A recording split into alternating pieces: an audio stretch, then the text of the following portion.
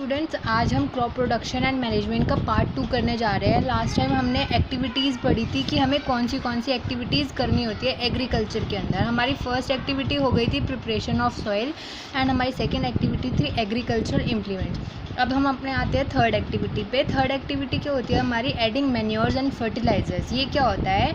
हमें हमारे क्रॉप्स के अंदर गुड मैन्योर्स एंड फर्टिलाइजर्स डालने पड़ते हैं। हमें अपने क्रॉप्स के अंदर गुड मैन्योर्स एंड फर्टिलाइजर्स डालने पड़ते हैं for healthy growth of plants and to provide nutrients to them. हमारे प्लांट्स को न्यूट्रिएंट्स चाहिए होते हैं। वो न्यूट्रिएंट्स हम किस चीज़ से प्रोवाइड कर सकते हैं? मैन्योर्स एंड फर्टिलाइजर्स से, ठीक है। और मैन्योर्स क्या होते हैं? ये खाद होते हैं मैन्योर्स। और फर्टिलाइजर्स क्या होते हैं? केमिकल वाले सब्सटेंस होते हैं, ठीक है। आप देख सकते हो खाद और फर्टिलाइजर्स, ठीक है। Continuous growing crops soil poorer. अब हम अपनी लैंड के अंदर कॉन्टीन्यूसली हम क्रॉप ग्रो करते रहते हैं, तो जो हमारी सॉइल की अपर लेयर होती है वो पुअर हो जाती है, वो ख़राब हो जाती है। तो इसलिए हमें अपने सॉइल को अपनी उस अपर लेयर वाली सॉइल को नीड टू रिप्लेनिश, मतलब रिमूव करना पड़ता है। उस अपर लेयर ऑफ सॉइल को रिमूव करना पड़ता है तो हम उसको कैसे रिमूव करेंगे? उसके जो अपर लेयर वाले न्यूट्रिएंट्स होते हैं उसको हम रिमूव कर सकते हैं 3 तरह से। फील्ड फ्लोइंग से रिमूव कर सकते हैं डेड प्लांट एंड एनिमल्स को डिकम्पोज करके उस लैंड के अंदर। क्रॉप रोटेशन से कर सकते हैं। क्रॉप रोटेशन मीन्स जैसे एक साल हमने वीट ग्रो कर लिया, नेक्स्ट ईयर हमने राइस ग्रो कर लिया। इसके थ्रू हम क्या कर सकते हैं? क्रॉप रोटेशन के थ्रू उस बेकार जो सॉइल हो जाती है, न्यूट्रिएंट्स हो जाते हैं अपर लेयर पे सॉइल के, उसे रिमूव कर सकते हैं। थर्ड मेथड क्या होता है? मिक्स्ड क्रॉपिंग मतलब एक ही लैंड के ऊपर हम अलग अलग तरह के प्रोडक्ट्स ग्रो कर सकते हैं। अब देखो बच्चों, हम अपने फोर्थ मेथड पे आते हैं। हमें फोर्थ एक्टिविटी हमारी क्या होती है? Irrigation facility. अब जब हम अपने मैन्योर्स एंड फर्टिलाइजर प्रोवाइड कर देते हैं क्रॉप्स को, अब हमें उन्हें पानी भी तो देना है। इरिगेशन फैसिलिटी प्रोवाइड करनी है।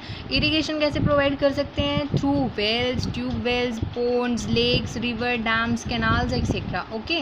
Plants required water for development 90% made up of water. हमारे जो प्लांट्स होते हैं वो 90% वाटर से बने हुए होते हैं, ठीक है। Supply of water to crop at different intervals. हमें हमारे क्रॉप्स को डिफरेंट इंटरवल्स पे वाटर प्रोवाइड करना पड़ता है, इरिगेशन फैसिलिटी प्रोवाइड करनी पड़ती है। समर में हमारे प्लांट्स को मोर वाटर चाहिए होता है। हमारे प्लांट्स को हमारे समर में बहुत ज़्यादा पानी चाहिए होता है। अब देखो बच्चों, इरिगेशन के मेथड क्या क्या होता है? हमारे पास 2 तरीके के मेथड होते हैं। एक ट्रेडिशनल मेथड होता है, एक मॉडर्न मेथड होता है। ट्रेडिशनल मेथड आप लोग देख सकते हो यहाँ पे स्क्रीन पे अपनी। पहला मेथड होता है हमारा मोट, ये देख सकते हो आप। चेन होता है, चेन पंप होता है सेकंड मेथड ट्रेडिशनल में। डैकली होता है, राहत होता है। अब देखो बच्चों, मॉडर्न मेथड हमारा क्या होता है? स्प्रिंकलर सिस्टम, ये आप देख सकते हो यहाँ पे। और ड्रिप इरिगेशन, ये हमारे मॉडर्न मेथड होते हैं इरिगेशन फैसिलिटी प्रोवाइड करने के लिए, ठीक है बच्चों। ये हमारी फोर्थ एक्टिविटी कंप्लीट हुई। अब नेक्स्ट एक्टिविटी क्या है हमारी? वीडिंग होती है नेक्स्ट एक्टिविटी। वीडिंग क्या होता है? जो भी हमारे प्लांट्स के आसपास आपने देखा होगा कि खराब छोटी छोटी घास उग जाती है जो किसी काम की नहीं होती है, वो एनिमल्स के लिए, प्लांट्स के लिए और ह्यूमंस के लिए, तीनों के लिए बहुत पॉइजनस भी हो सकती है, ठीक है। देखो क्या होता है weeding. Removing undesirable plants naturally grown, जो नेचुरली ग्रो हो जाते हैं और वो अनडिज़ायरेबल होते हैं, किसी भी यूज़ के नहीं होते, ठीक है। उसको क्या कहते हैं हम? वीडिंग। उस प्रोसेस को वीडिंग बोला जाता है। Essential because some are poisonous for animals, plants and humans. इनको रिमूव करना एसेंशियल होता है क्योंकि ये कुछ एनिमल्स के लिए, कुछ प्लांट्स के लिए और हमारे कुछ ह्यूमंस के लिए हार्मफुल या पॉइजनस माने जाते हैं। इस वजह से इन्हें रिमूव करना चाहिए, ज़रूरी होता है। Remove by sprinkler special chemical, ठीक है। इसके लिए केमिकल्स भी होते हैं। उन केमिकल्स को क्या कहते हैं? वीडिसाइड्स बोलते हैं, ठीक है। उन केमिकल्स को वीडिसाइड्स बोला जाता है। अगर हम उन्हें अपने क्रॉप्स के में छिड़क देंगे तो उससे जो वो नेचुरली अनडिज़ायरेबल प्लांट्स ग्रो हो जाते हैं वो ग्रो नहीं होंगे। अब इनका रिमूव करने का बेस्ट टाइम क्या होता है? बेस्ट टाइम होता है before flowers and seeds grow. जब हमारे फ्लावर्स और सीड्स ग्रो नहीं होते हैं उस टाइम पे इन्हें हमें रिमूव करना चाहिए, तो वो अच्छा रहता है। अब देखो बच्चों, सिक्स्थ एक्टिविटी क्या होती है हमारी? सिक्स्थ एक्टिविटी होती है हार्वेस्टिंग। हार्वेस्टिंग क्या होता है? हमने अपने क्रॉप्स को पानी भी प्रोवाइड कर दिया, खाद भी प्रोवाइड कर दिया है, वीडिंग भी कर ली, मतलब उसके अनडिज़ायरेबल प्लांट्स भी हटा दिए वहाँ से। अब हमारे हार्वेस्टिंग का टाइम आ गया। हमारे क्रॉप्स ग्रो हो गए, अब हमें उन्हें हार्वेस्ट करना है, उन्हें हार्वेस्ट करना पड़ेगा। अब हमें देखो, कटिंग क्रॉप्स आफ्टर मैच्योरिटी। जब हमारे क्रॉप्स ग्रो हो जाते हैं, मैच्योर हो जाते हैं, तो हमें उन्हें कट करना पड़ता है through Shikal and machines. Danti सुना होगा आपने कभी, अपने होम टाउन से जो बिलोंग करते हैं उन लोगों ने तो काफ़ी बार दांती सुना होगा। दांती बोला जाता है गाँव में शिकल को, और ये मशीन के थ्रू भी होता है। जब हमारे क्रॉप्स ग्रो हो जाते हैं, हम उसको अलग करते हैं ना, ग्रेन्स होते हैं तो उनको अलग करा जाता है, तो उस प्रोसीजर को हार्वेस्टिंग बोला जाता है मैच्योरिटी पे। और ये 2 तरीके से कर सकते हैं, शिकल के थ्रू और मशीन्स के थ्रू। मशीन्स आप देख सकते हो क्या है ये, ठीक है। ग्रेन्स सेपरेटेड, ग्रेन्स को जब सेपरेट करा जाता है, धान होता है जो धान, गेहूं के लिए जो धान होता है, उसको धान को जब उस जो अपने ग्रेन्स है, धान को और ग्रेन्स को जब अलग करते हैं, उस मेथड को कहते हैं थ्रेशिंग। इसकी मशीन भी होती है, आप देख सकते हो, ठीक है।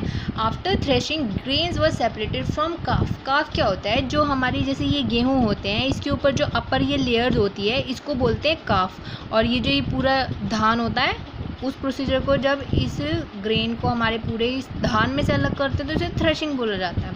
और जब ये हमारा ये बच जाता है ऊपर का कवर, और इसके अंदर होता है हमारा ग्रेन, तो जब इसको रिमूव करते हैं ना, ये काफ होता है ऊपर, इसको रिमूव करते हैं तो इस प्रोसीजर को बोलते हैं विनोइंग। आप देख सकते हो, ये मशीन भी होती है और ये सब आप देख सकते हो, ठीक है। अब हमारी 7th एक्टिविटी क्या होती है, स्टोरेज होती है हमारी 7th एक्टिविटी। स्टोरेज क्यों करते हैं हम, देखो हमारा कोई भी हमारा क्रॉप प्रोड्यूस हो जाता है, ग्रेन हो कुछ भी हो हमारा क्रॉप प्रोड्यूस, तो सारा यूँ तो नहीं है कि एक ही सीज़न में वो सारा ख़त्म हो जाता है, हमें अगले सीज़न के लिए भी वो बचा के रखना होता है। क्योंकि एक प्रोडक्ट प्रोडक्ट के अलग अलग सीज़न होते हैं, एक प्रोडक्ट किसी सीज़न में होता है और दूसरा प्रोडक्ट किसी सीज़न में होता है। तो स्टोरेज कैसे प्रोवाइड करते हैं हम, keep safe from moisture, insect, rat and micro organism.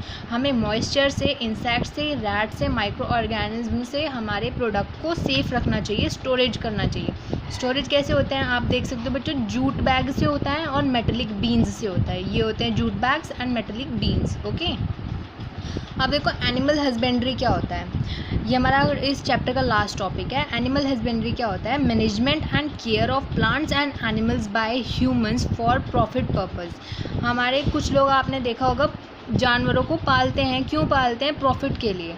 आप देखो पोल्ट्री फार्मिंग आपने सुना होगा, पोल्ट्री फार्मिंग में क्या रखते हैं, हेंस को और डक्स को वो लोग पालते हैं, फिर उनके एग्स बेचते हैं, प्रॉफिट अर्न करते हैं। पिसीकल्चर में क्या होता है, फिशेस को वो लोग पालते हैं, उसके बाद उन्हें बेचते हैं, उससे उनको प्रॉफिट अर्न होता है। सेरीकल्चर में क्या होता है, वो सिल्क मोथ को, सेरीकल्चर में क्या होता है, वो लोग सिल्क मोथ को पालते हैं, ठीक है, उसके बाद थ्रेड वगैरह सब बेचते हैं। और एपीकल्चर में क्या होता है, हनी बीज को वो लोग पालते हैं, उसके बाद उनका हनी सेल करते हैं, प्रॉफिट अर्न करते हैं। ठीक है बच्चों, आपका ये चैप्टर कंप्लीट होता है। नेक्स्ट वीडियो में हम अपना नया चैप्टर शुरू करेंगे। आपको ये वीडियो पसंद आई तो इसको लाइक करना, शेयर करना और सब्सक्राइब करना चैनल को।